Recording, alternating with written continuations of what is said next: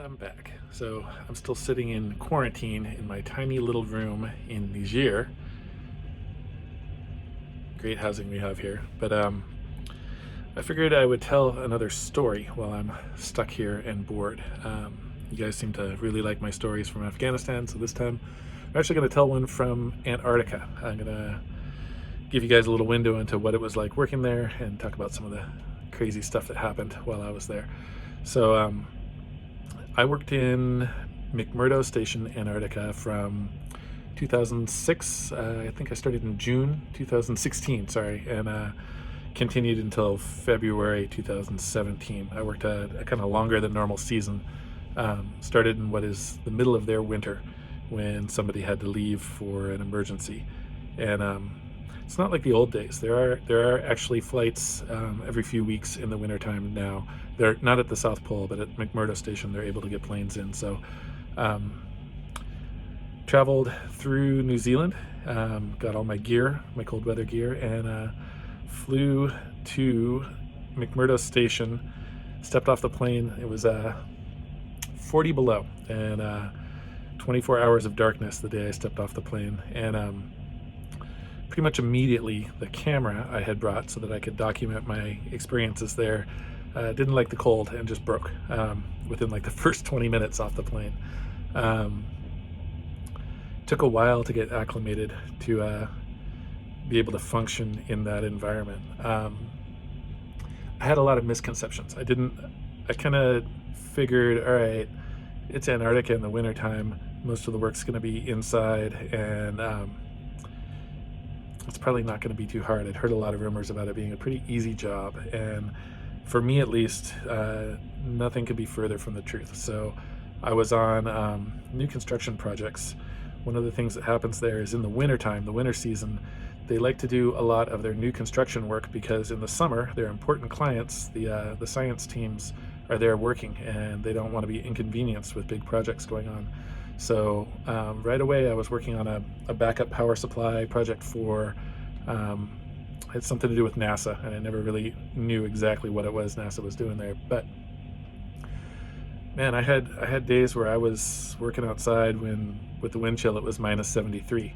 And what that means is you bundle up, you run outside to work, you work for about 3 minutes, your glasses or your goggles start to ice up from your breath and you can't see, so you've got to take them off. And when you do that, your eyes start to freeze. You get about 3 minutes before your eyelids start freezing shut and you got to run back inside.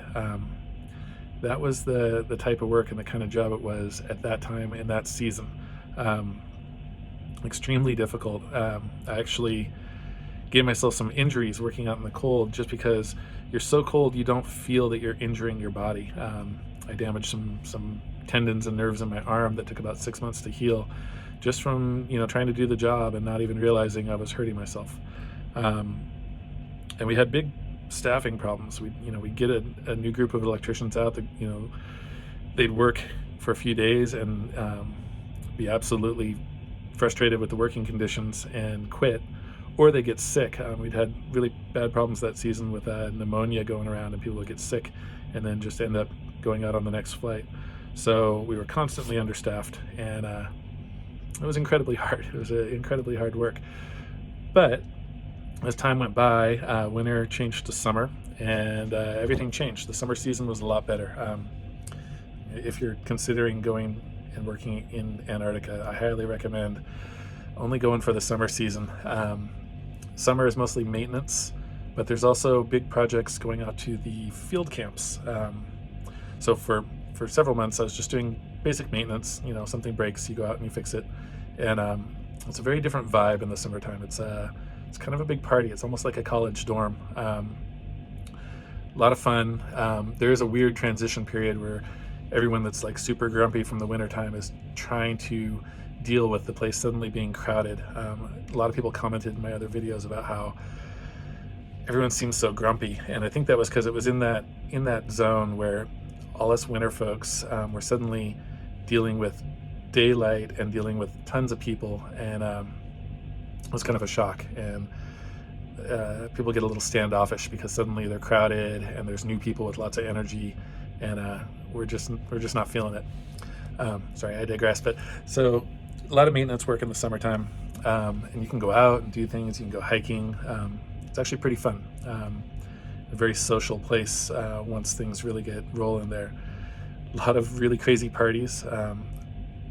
There's an amazing amount of talented people there, and we'd hold concerts. The Carpenters were famous for their parties. The Plumbers party was a shit show. The Plumbers made a toilet fountain of wine, and I'm pretty sure someone actually roofied the fountain of wine or spiked it with something, because there was a huge number of us that don't remember drinking very much, but we all blacked out. And after a few months of doing maintenance work in the summertime, I got tapped to be one of the guys that would go out to the remote field camps, and that was one of the best experiences of my life. They'd first fly a couple carpenters out to these camps, send them out on a little ski plane, and they'd start digging out the generator and all the supplies that are stored out there. And as soon as they get the generator running, the ski plane takes off. It waits to make sure the generator starts, because if you leave them and it doesn't start, they're dead. And about a few days later, electricians and some more carpenters would come out. That's when I would show up, and you'd live in a little tent, and every day would just be building the camp, getting my work was setting up the power grid for the camp and getting everything wired up. Really incredible, fun work, and some of the best human beings I've ever had the pleasure to work with in my life. Amazing camaraderie out there. We'd party a lot. Like the Carpenters, man, they'd bring out cases of alcohol, and crazy stuff would happen. One of the Carpenters, this guy Mono, man, he got so drunk that he stumbled to his tent at night and went full T-Rex. His arms wouldn't work. He fell on the tent and he couldn't get himself up, and probably actually almost died out there from hypothermia, just drunk, laying on top of his tent. And man, that guy Mono had some amazing stories. Some of them were actually all of them were pretty dirty, so I'm not going to tell them. But one of the crazier stories I heard out there, and I heard it from two different people. They were both on this flight.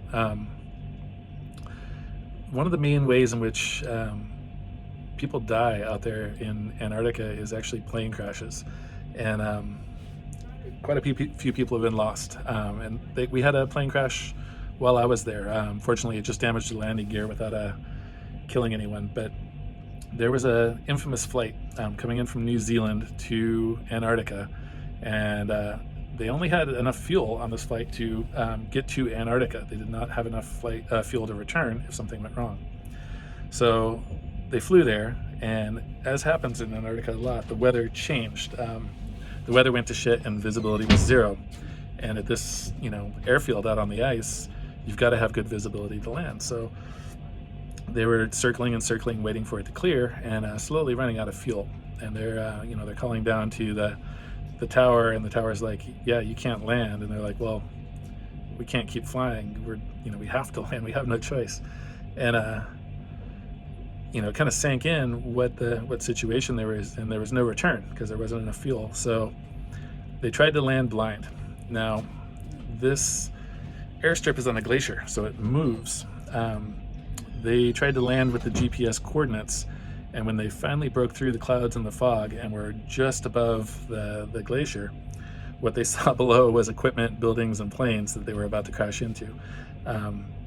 Amazingly, they pulled out, didn't hit it, and my buddies that were on this flight said there was one flight attendant who was just sobbing, she's just crying, and the other one was recording her will on her phone. And what they managed to do was, somebody saw exactly where they were coming in, took the measurements from the actual runway from where the GPS coordinates said the runway was, measured it out, and they guided them in with that. Meanwhile, back in the offices in McMurdo, they had given up on this flight. They had decided that there was going to be no survivors, and so instead of getting ready for a rescue, they just gathered up their body bags and waited. They were expecting everyone on this flight to die. Amazingly, their measurements were right, and it worked, and they managed to land that plane. And my buddies that I worked with out in the field camps later, they survived. But that's the kind of craziness that working in Antarctica involves. They actually changed the policies after that and said, yeah, you can't fly unless you've got enough fuel to return, just in case the weather changes, because it's Antarctica, the weather changes. But sadly, the year I was working out there, we did lose one guy, a professor from Maine. He was leading a project to map crevasses, and he found one with his snowmobile. Really sad situation. He died, fell through the ice about 100 feet. And that was the other main way that people working in Antarctica passed away, and that is falling through the ice. Another kind of funny story: up on a ridge not far outside of McMurdo, there is a monument. It is a 3-foot, I think it's made out of brass, 3-foot metal joint, like a marijuana joint, and it's a monument to one of the workers there, that he was driving some heavy equipment out on the sea ice and got a little overconfident maybe, or miscalculated its thickness, and he fell through and died. And apparently smoking weed was his favorite thing in life, so one of his friends built this monument and put it up on a ridge out there to commemorate him. But that was the kind of stuff that would happen. People would fall through the ice, and a lot of, in my Antarctica videos, there's a lot of people that talk about, oh, Antarctica's all secret and you're not allowed to go explore, they're hiding stuff, blah blah blah. You're not allowed to go explore very much, because you'll fall through the ice. I mean, if you're stupid and you want to just go walk off trail, you can, and nobody's going to stop you, but you're not going to come back. You're just going to fall into a crevasse. They don't really need to make a bunch of rules to keep you where you're supposed to be in Antarctica, because Antarctica will take care of you. It'll kill you if you just go walking around. But they do have a lot of trails that have been cleared. They know where the crevasses are and where they aren't. It's been mapped. So when you're there, at least in the summertime, if you want to, you can go hiking around.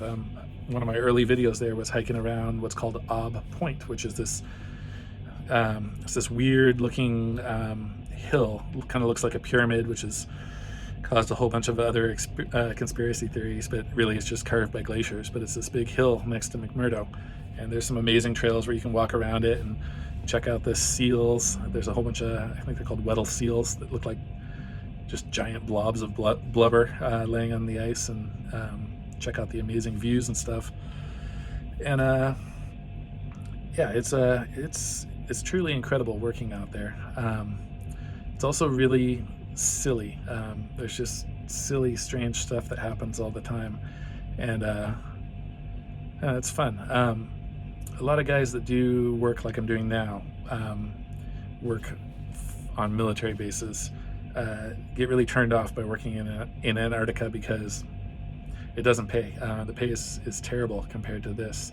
But the guys that are into adventure and want a really fun experience, I say go for it.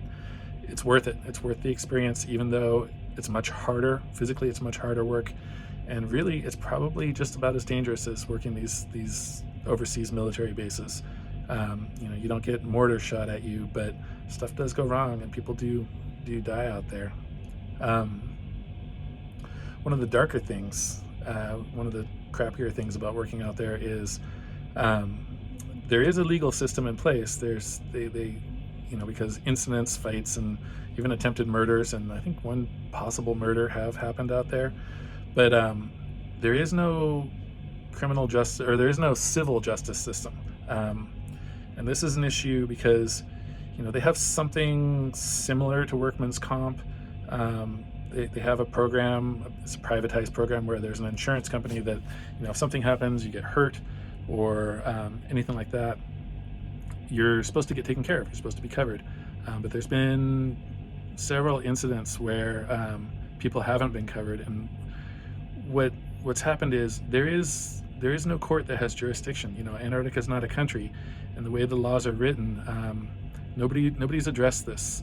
No, Congress hasn't addressed it. So I imagine it would be the same thing if you were like working working in space. If the Mars program kicks off and you're working for SpaceX out there, there is no way to get justice if, like, say you get hurt and they deny your claim. This came up when a plumber several years back got shocked really badly. The whole thing was stupid. He was under a building investigating a leak, and the leak was because the heat trace on the pipes had failed, and it was energized, and he ended up flipping around in that little puddle of water getting shocked. And the stupidest part about it was he got shocked for a good long while. They ran out there and didn't know what circuit to turn off to get him out, and nobody had enough sense in that emergency to just shut the whole building down. So he got brain damage and kidney damage and was basically screwed for life. They flew him out to New Zealand and treated him there, and then stuck him with the medical bills. They didn't cover his expenses. And I've read statements from his wife, and I've read about the situation. They sued, and it got thrown out because there is no court that has jurisdiction. There's no place where you can get justice if you have a civil claim in Antarctica. This, I imagine, would also apply if, like, say your employer just didn't pay you, or there was maybe a sexual harassment claim, which that was for a while there, and who knows what's going on now, but for a while there that was a big issue in Antarctica. There were some folks in positions of power there that were pretty predatory with some of the women there. So that is one of the darkest, one of the shittiest things about working there is if something goes wrong, you're on your own, and you're probably not going to get taken care of. Now, that's not for everyone. I talked to some people that the insurance company took care of them, no problem. And I think it comes down to their bottom line and the PR. Whether it's worth it to them to just take care of you, or whether it's millions and millions of dollars, and they look at the bottom line and go, well, it's not right, but it's just makes more financial sense to screw this person over. But yeah, that was just kind of a brief overview of my time in Antarctica and working there. I can't describe to you what it feels like to stand in some place where nobody's stood before, and live in a tent on the ice that's like a mile thick, and experience that kind of lifestyle. It's incredibly hard, and you got to be really resourceful and pretty adaptable to get through it, but it's totally worth it. I'd totally do it again.